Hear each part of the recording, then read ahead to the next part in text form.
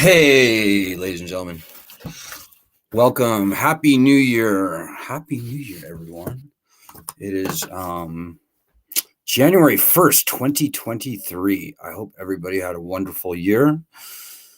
So I did a year-end wrap-up the other night. That would be Friday. Tonight, I think I'm going to do just a quick deep dive into what this group accomplished and what we actually accomplished this year. You probably want to know about all this. So as I said earlier in previous live stream, we actually we got two very remarkable, some might even say extraordinary things accomplished. Number one, a student loan cancellation by executive order from a sitting president. That all started with this group right here, ladies and gentlemen. If you do a Google News search for student loan cancellation by executive order, the very first media instance of that concept even being talked about was an interview that we did with Vice News. And the change.org petition that we started like 6 months before Elizabeth Warren and Chuck Schumer even mentioned canceling student loans by executive order. That started here, guys. So you all deserve a huge amount of props for that. The second remarkable accomplishment, and remarkable doesn't necessarily mean good, guys. That's kind of a foreshadowing. But the other remarkable achievement that started again in this group actually started when we were back in Iowa talking to many people. Well, actually, frankly, it started back in 2017, believe it or not, when we first started talking with Dick Durbin's office. But anyways, the second thing is an end to the Department of Education opposing student loan borrowers in bankruptcy court. So those two things sound pretty good, right, on the face of them. But tonight we're going to do a deep dive so that you understand what exactly those two things are. So if you have any questions or comments, and by the way, if you're new to the group, we're studentloanjustice.org. We're the oldest, largest, first, and only true, absolutely grassroots group. Just normal people, normal borrowers fighting for everybody else in the country. And so we're glad that you found us. Spread the word about this group, guys. It's going to be more important than ever going forward. But yeah, if I can see your questions or comments on Facebook or Twitter, I will happily throw them out. So let's do a sort of a deep-ish, maybe not deep dive, deep-ish dive on the student loan cancellation that Joe Biden announced. So if you recall from our petition, the president does have the full, long-held authority to waive, compromise, cancel student loan, federally owned student loan debt very broadly. And that was what we asked him to do in the petition. And our petition started rock and rolling. We were up to 500,000 or 600,000 signatures. And that was in March 2020. And then in September 2020, Elizabeth Warren and Chuck Schumer embraced the concept, but they dumbed it down, guys. They were calling for up to $50,000 in loan cancellation. No. This loan system is failed, ladies and gentlemen. Probably the most important thing I'll say tonight. This lending system is catastrophically failed. We called for the entire complete cancellation of all federally owned loans by executive order. And we also called for the return of bankruptcy protections to all student loans. Two things we called for in that petition. So Elizabeth Warren and Chuck Schumer, they politicized it. They went out of their way to make it a partisan issue, and the Republicans fell right into line, wagging their fingers about how cancellation was going to be a huge cost to the taxpayers and was going to benefit the wealthy, and all these blue-haired young liberal snowflakes who don't deserve it are going to be a suck on the taxpayers. All those things are completely false, but that's the way the cancellation shook out. And the cancellation, and remember, Joe Biden, he was saying before the presidential election, he was saying things like, I will eliminate your student loan debt if you went to public school and you earn less than $125,000 a year. He said that. HBCUs as well. But it became apparent after the election that Joe Biden never had any desire or intentions of canceling student loans. Point blank, he said, no, I will not be doing that. So Joe Biden had to be pushed hard, kicking and screaming, to even do this $10,000, $20,000 loan cancellation that he announced last summer. Hopefully you're familiar with it.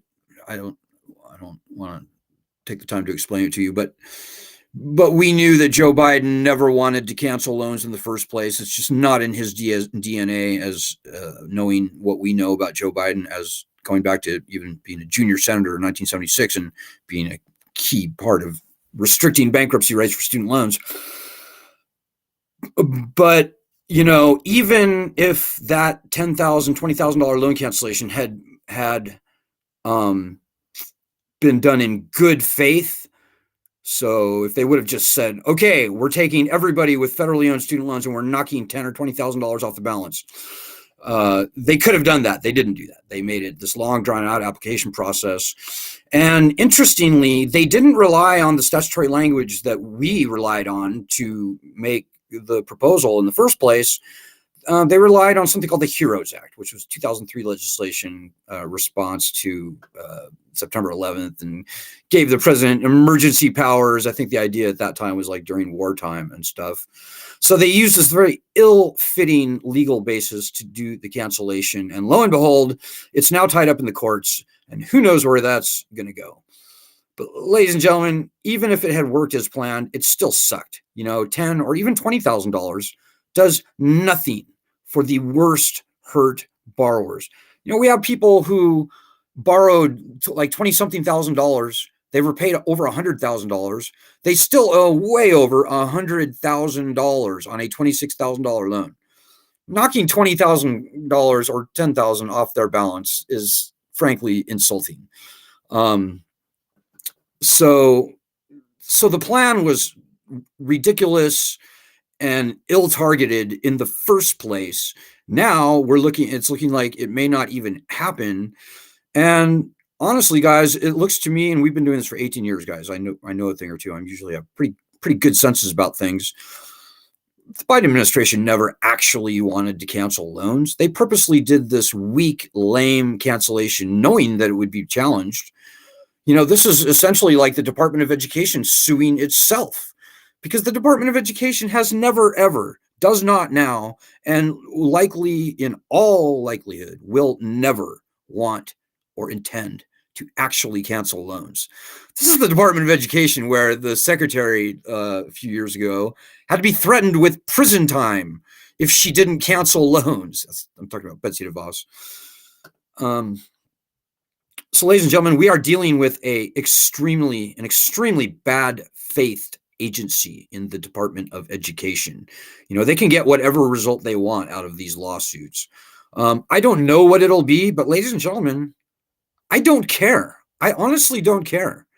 Even if the lawsuits get thrown out of court, which frankly they should, but even if that happens, guys, we're still looking at a dog of a cancellation plan. It won't help the people who are worst hurt. But I digress. The main point here, guys, is that I don't care. It's not important. It was never going to be much for certainly the people on our group in the first place. It's not even worth worrying about. It is not. So those are my thoughts there. You may have some other thoughts on this cancellation, but most of the people I've seen on the group are pretty much of the same mind about it, who've really given it any thought. So I'm looking for your comments now, guys. By all means, if you have any questions, comments, editorial opinions, or otherwise, throw them out. I'm very happy to read them on the air here tonight. So I know it's somewhere. Okay, here it is. So the other element that is technically, it is very remarkable that we were able to convince the Department of Education to technically, I guess, stop opposing student loan borrowers in bankruptcy court. And you can read the announcement for yourself. So I won't bore you with those details, but But you need to understand what it actually was. And I'm telling you guys, it was a massive, massive betrayal of the borrowers. So the way bankruptcy works prior to this was essentially that, unlike all other loans in bankruptcy, with student loans, to get them discharged, you have to go through a special process called an adversarial proceeding, where you have to prove this thing called undue hardship, which is, I mean, it's for all intents impossible to prove. You have to prove that you tried to pay, you can't pay now, and the third thing is the most hard to prove, if not impossible. You will never be able to pay. A certainty of hopelessness, if you will. And it's literally impossible to prove that you will never be able to pay. And so the way it worked out in court was borrower files bankruptcy, borrower then has to file this thing called an adversarial proceeding. And then people like the Department of Education lawyers, or let's just say the federal government lawyers, and their contractors, like ECMC, for example, they come up and they try as hard as they can to prove that you do not suffer from undue hardship. And like I said, the barrier to proving that is so high, it's just ridiculous. So the idea that I ran around with James Cavall, the Undersecretary of Education, this is before he was even in his current job at the department, and many other people, was that the process would remain the same. Only the key difference is that the government and its contractors would not show up and oppose the borrower in this adversarial proceeding.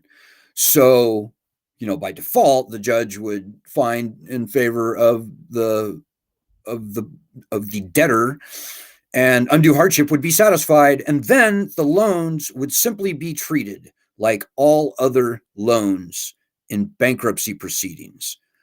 So they still might not even get a discharge, depending on how a bankruptcy judge looks at those things.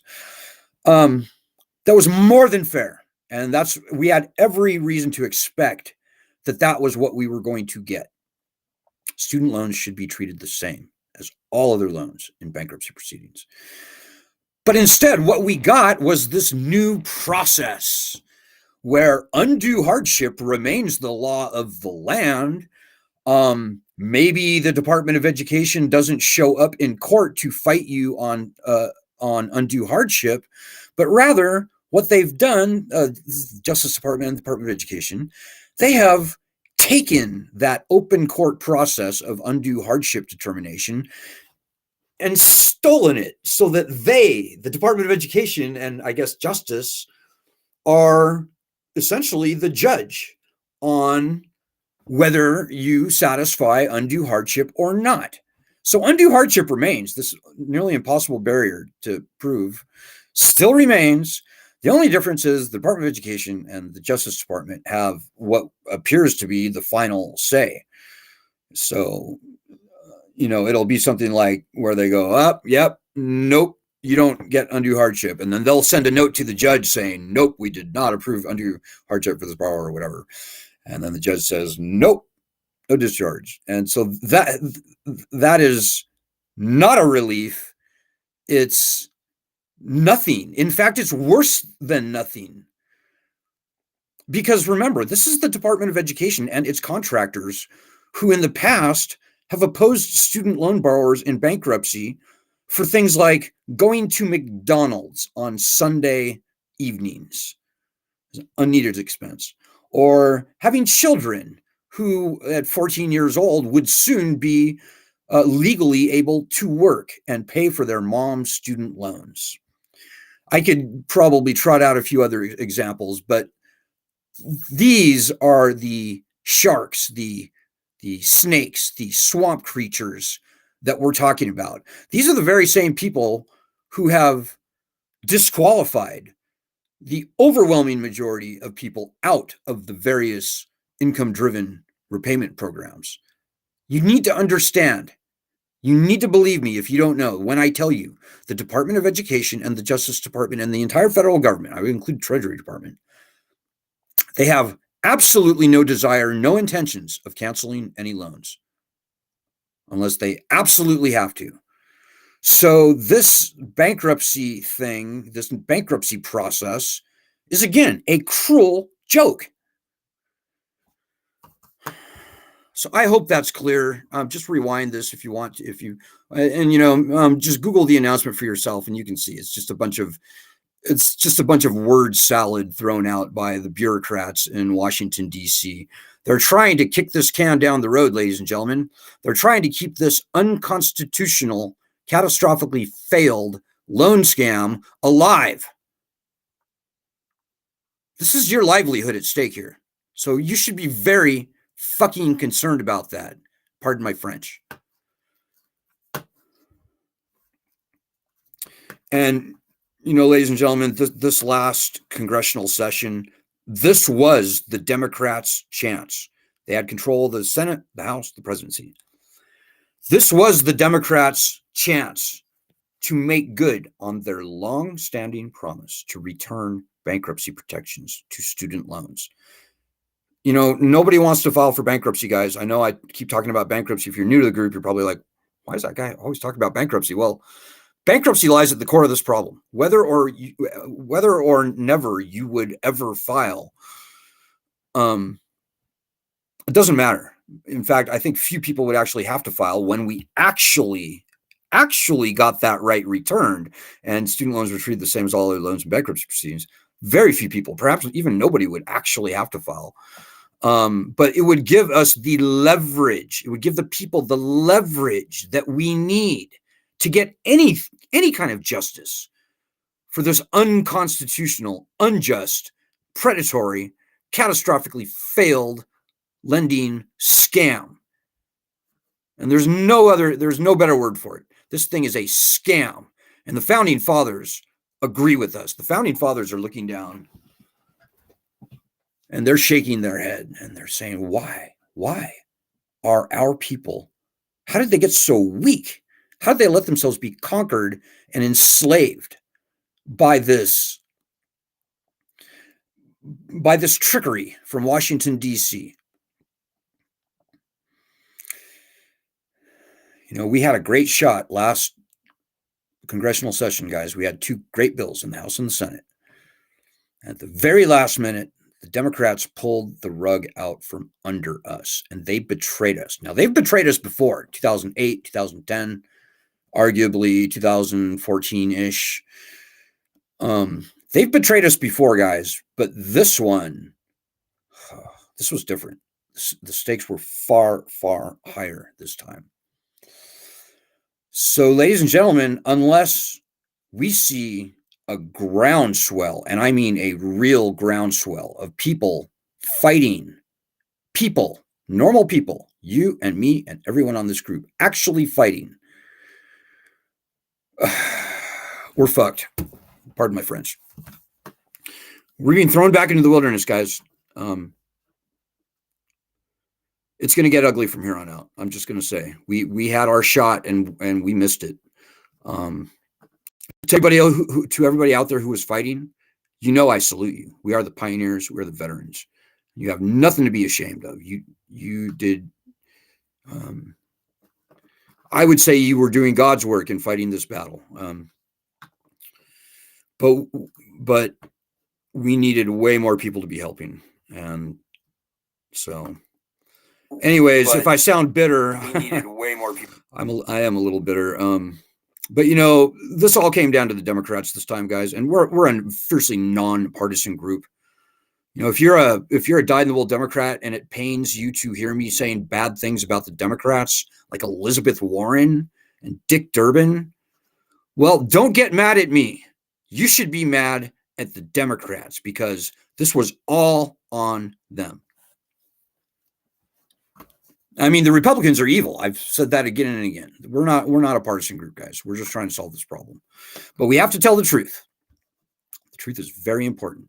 And we saw some shenanigans. We saw some sneaky little things that Elizabeth Warren did to kill this bill at the end of the session. We saw some very suspicious things from the historically black colleges and universities, the HBCUs. And again, If you get mad at me for talking bad about the HBCUs, no, you should be angry at the HBCUs. They betrayed their base, their constituents. Black people are hurt so much worse than average by these loans. To think that the HBCU was the leading group of colleges that opposed our legislation, no words. Shame on them. Big shame. They betrayed their own people big time. They betrayed the whole country. But again, this all came down to the Democrats, ladies and gentlemen. And so we have some comments here. Vanjie's with us. Hey, Vanjie, how are you? I used your example again tonight, like I do. I think almost every night I somehow find a way to use Vanjie's example of borrowing $26,000, repaying over $100,000, still owing way over $100,000. So Vanjie says, we want bankruptcy, not fake-repsy. We are as deserving of bankruptcy relief when needed as anyone else is. Well, you're exactly right, Vanjie. You know, the founding fathers themselves called for uniform bankruptcy laws. I think that's equivalent to saying uniform bankruptcy rights. So in other words, everybody should have the same access to the bankruptcy courts as everybody else. We're also guaranteed equal protection under the law. Student loan borrowers are not given equal protection under the bankruptcy laws. So I could go on and on here, but you're exactly right, Vanjie. This was a cheap bait and switch that was pulled on us by the Biden administration. Vanjie says, I'm convinced Debt Collective instructs people to not comment on bankruptcy. You know, I'm not going to go off on a rant here tonight, but, you know, we were the only group. We were the only citizens group in the country fighting for bankruptcy. We heard nothing, worse than nothing, from other groups, including the Debt Collective. Big shame on them. If they claim to know anything about this topic and they claim to be fighting for the people, then why? Why would they be silent on bankruptcy? You know, Debt Collective does deals with the collection industry. I'm just going to say they do. And the collection industry's wet dream was to see a fake loan cancellation gimmick that will come to nothing foisted on the people as a cheap substitute for the bankruptcy protections that should have never been taken away, and that the founding fathers called for in the Constitution. Anyone calling themselves a student debt activist who claims any kind of expertise on this issue knows that and would say that and would fight for bankruptcy. And we didn't get it from any of the other groups. Student debt crisis is frankly fucking corrupted. And that goes a long way back to when it was under a different name before they were embarrassed and rebranded. We found close ties with that group and something called the DCI group. Google the DCI group. Read about the DCI group. Yeah, we found that at least one of their administrators had come from the war room of the DCI group. And that is as sinister as all get out. And the fact that some of these groups have ingratiated themselves with leading politicians like Elizabeth Warren, Chuck Schumer, and others is just the most disgusting thing in the world.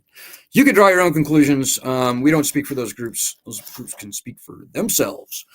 As I said, all we care about is solving this problem, guys, and the other groups were very unhelpful. But you're in the right place if you actually want to get this problem solved. Hey, Terry Dodd's with us tonight.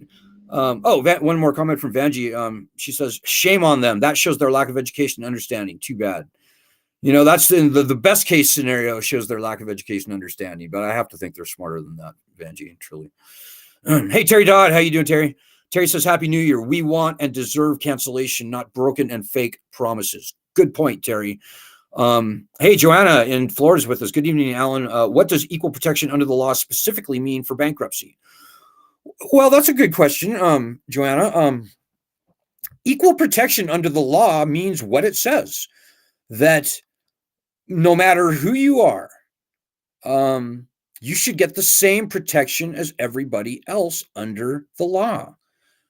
So why? And the call for uniform bankruptcy laws is in the very top of the U.S. Constitution.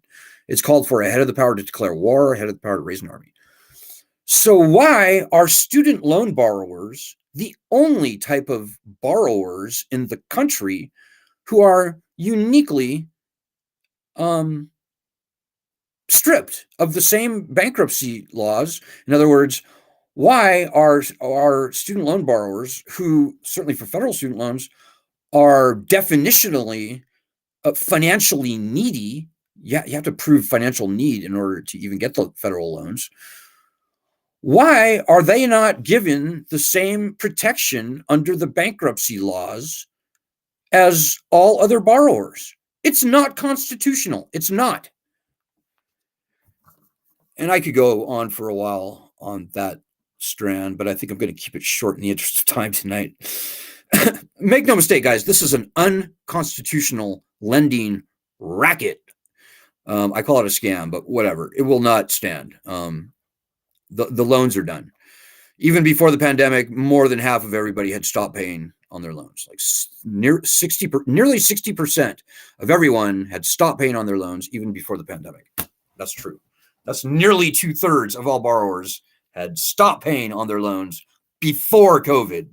So, what do you call that? Hey, Jackie's with us tonight. Jackie from Texas. How you do, Jackie? She is our superstar, our Twitter superstar, Jackie Abram. Jackie says, shame on them. That shows their lack of education and understanding. Oh, I already read that.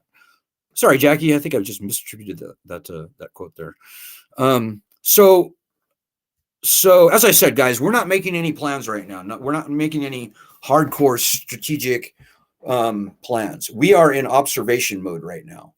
The most important thing I can tell you tonight, as far as your own life and livelihood goes, I would say, no matter what happens, no matter how the dust settles, it would be very good for you to bulletproof yourself financially in any way you can. Maybe that means becoming a 1099 contractor so that there's no wage to garnish. Maybe that means, burying your assets in the backyard or something. It means to each his own. It means different things for different people, but it would be very wise of everybody with student loans right now to bulletproof themselves, because the collection industry is drooling. And when last night, when the year ended and the congressional session ended, the collection goon squad, they were clinking the champagne glasses because they got exactly what they wanted: a fake loan cancellation gimmick that will amount to almost nothing for almost everyone, and possibly absolutely nothing for everyone, depending on these kangaroo court cases going through. And they were able to keep bankruptcy rights away from the loans. That's their wet dream. And remember, these companies have not been getting paid for the past 2.5 years, longer actually, 2 2/3 years during COVID. So they are chomping at the bit, ladies and gentlemen. They're coming for you, and they're coming for your money. So we're still in a repayment pause for federal student loans. You should use that time to think very carefully about your life and about not only, more to the point, your financial infrastructure and how vulnerable you are to the collection industry, etc. My best estimate is that something like 80% of all borrowers will never resume paying on their student loans. So, misery loves company, I suppose. We are the vast majority of student loan borrowers at this point, guys. So I think most people out there, frankly, are way more afraid of these lending goons than they should be. I think the federal lending apparatus, the federal student loan monster, frankly, I think those people are way more afraid of us than we should be of them. But there are some very simple, practical things that you can do to bulletproof yourself. And I just mentioned one. I can mention maybe a few others, but so I think I'm going to leave it there at that tonight, ladies and gentlemen. But I hope I was clear. I hope that you have a clear understanding of what we are headed into this coming year. And more than anything, guys, I hope that you will stick with this group. Right now, my biggest fear, honestly, is that our donations are going to go away and be like nothing because people are so disappointed and disconsolate uh, with everything that's going on here. Please, guys, don't let that happen. There's a great value to this group, and I think I made the argument for that. If you fast forward, if you rewind this video here tonight and listen to the first 5 or 10 minutes, you can see the value of this group. So please don't let us vanish, guys. I guess this is really just a pitch for donations here. If you can support us financially, just please do so. We can survive and fight and win this battle with very little money, guys, but we can't do it on nothing. So if you could donate, it would just be very, very, it would give me great relief to know that we're not going to disappear. Okay, guys. Well, we'll see what the week brings.